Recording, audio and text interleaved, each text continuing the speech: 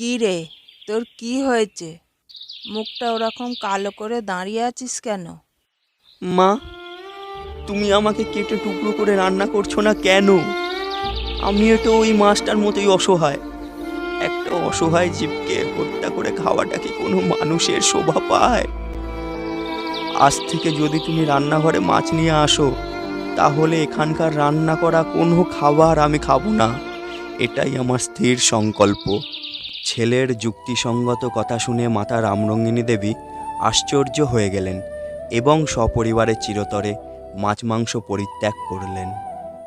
একদিন প্রমোদভূষণ তার মায়ের সাথে গোশালায় গিয়েছিল। সে দেখে তার মা সব গাভীকে পুষ্টিদায়ক খাদ্য দিচ্ছে আর একটি গাভীকে শুধু খড় দিচ্ছে। এই সমস্ত বৈচিত্র্যময় খাদ্য বন্টন দেখে সে মাকে জিজ্ঞাসা করল, মা, তুমি কেন এই গাভীটিকে ছাড়া বাকি গাভীদের পুষ্টিকর খাবার দিচ্ছ, আর এই গাভীটিকে শুধু খড় দিচ্ছ কেন? এই গাভীটি দুধ দেয় না, তাই একে সাধারণ খাবার দিচ্ছি। মা, আমিও তো কোনো কাজ করি না, তাহলে আমাকে ভালো ভালো খাবার খেতে দাও কেন? দুধ না দেওয়া গাভীটির মতো তুমি আজ থেকে আমাকে নিম্নমানের খাবার দেবে, আর তোমরা যারা অর্থ উপার্জন করছো তারা ভালো খাবার খাবে।